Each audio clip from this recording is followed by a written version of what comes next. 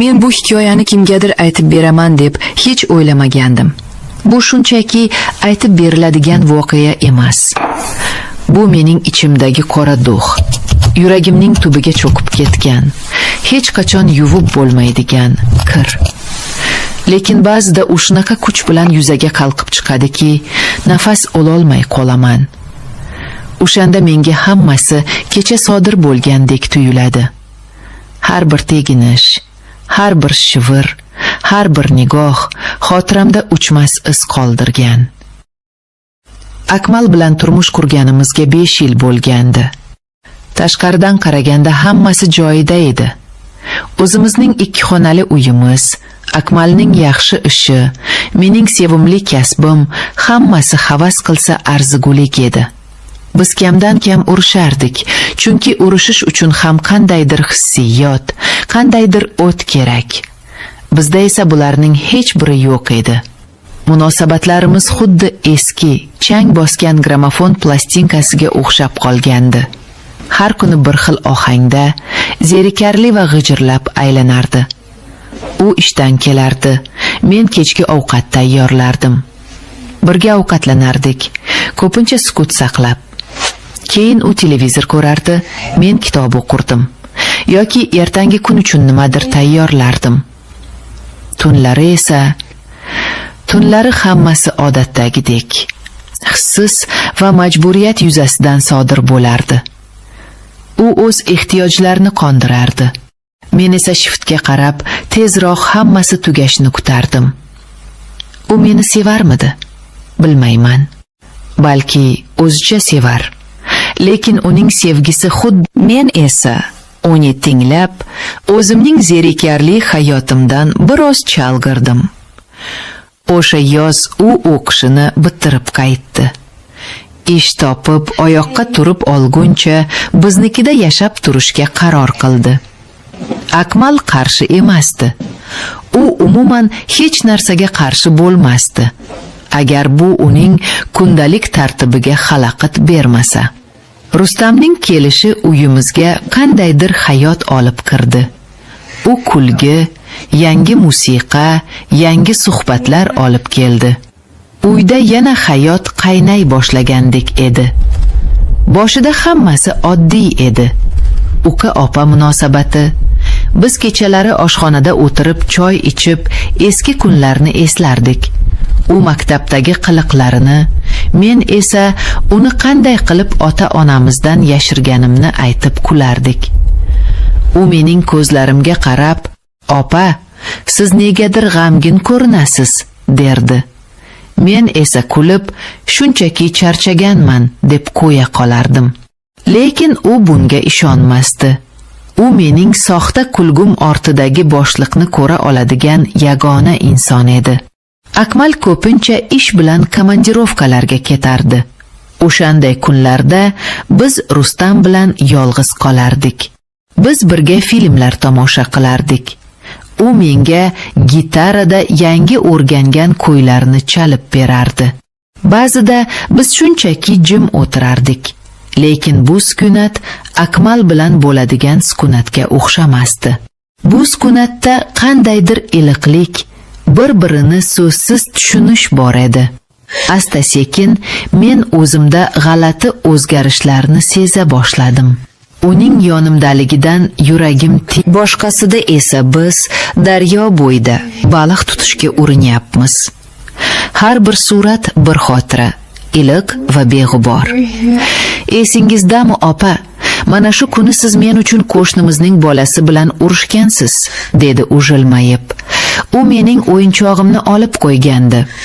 Esimda, dedim men ham kulib.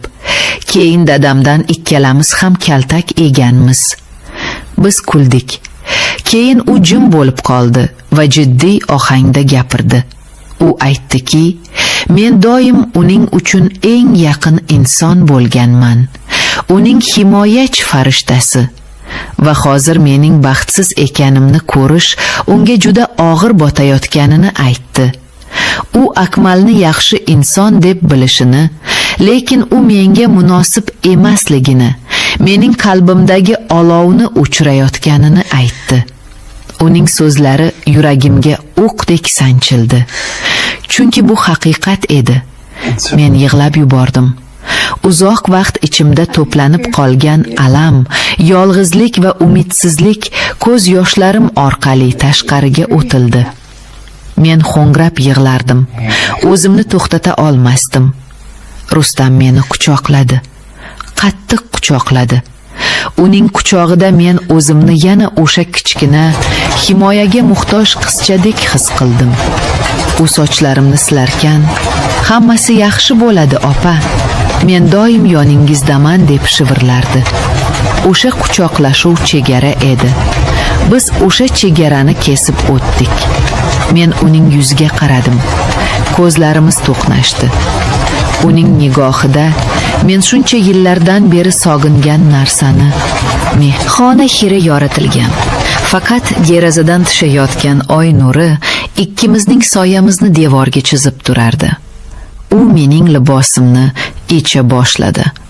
Har bir harakati ehtiyotkor va muloyim edi. Uning qo'llari tanamga tekkanda men titrab ketdim. Bu titroq sovuqdan emas, kuchli hayajondan edi. Akmal menga hech qachon bunday nazokat bilan tegmagandi. U uchun mening tanam shunchaki bir obyekt edi. Rustam uchun esa u muqaddas bir narsadek edi. U tanamning har bir qismini o'parkan, silarkan, men o'zimni qaytadan kashf qilayotgandek edim.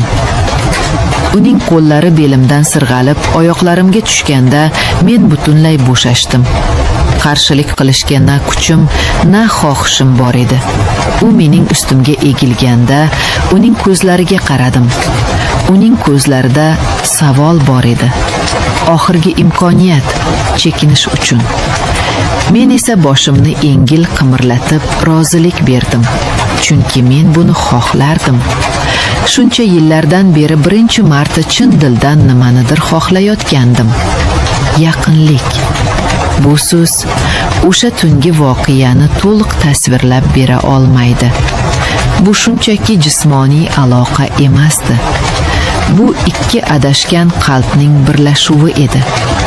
Bu ikki yolg'iz vujudning bir-biridan panoh topishi edi. U menga kirganda men og'riqni emas, aksincha qandaydir to'lishish hissini tuydim. Mening ichimdagi bo'shliq nihoyat to'lgandek edi. Harakatlarimiz shoshqaloq emasdi. Ular sekin, bir-biriga mos, bir-birini o'rganuvchi edi.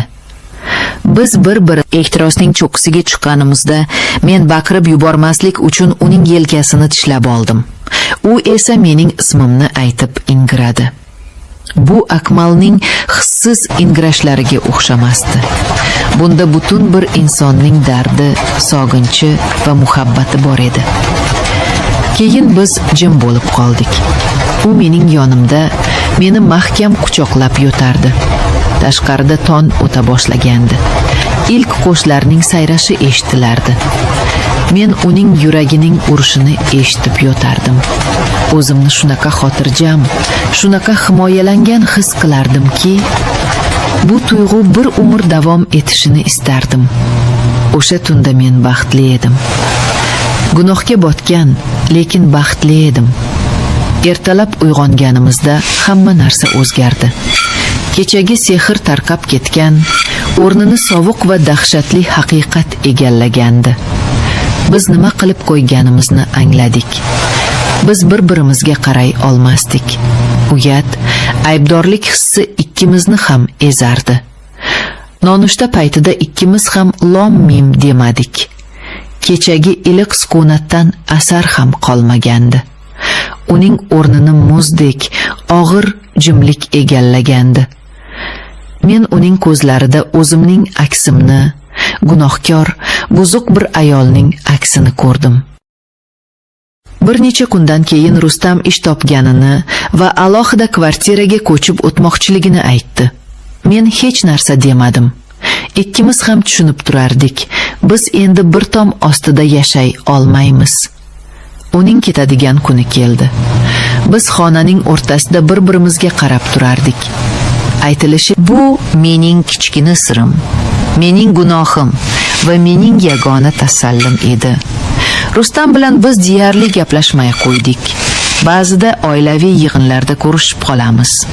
Biz bir-birimizga salom beramiz, hol ahvol so'raymiz, lekin ko'zlarimizni olib ochamiz.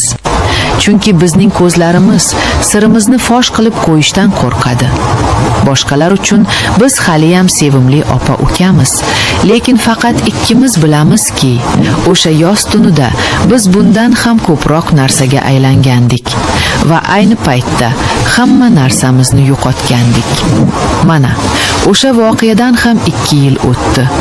Men haliyam Akmal bilan yashayman. Haliyam o'sha sovuq uyda chiroyli jihozman. Lekin ichimda nimadir o'ldi. Balki o'sha tunda men qayta tug'ilgandirman va ertasiga ertalab yana o'lgandirman.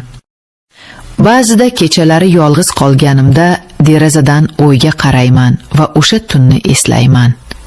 Uning keginishlarini, shivirlarini, hidini va o'ylayman, agar hammasi boshqacha bo'lganida-chi? Agar u mening ukam bo'lmaganida-chi? Agar biz jamiyatning qoidalaridan, axloq me'yorlaridan tashqarida uchrashganimizda-chi? Balki o'shanda biz baxtli bo'larmidik. Lekin bu savollarning javobi yo'q va hech qachon bo'lmaydi. Mening qismatim bu sirni bir umr ichimda saqlab, tashqaridan baxtli ayol rolini o'ynab yashash.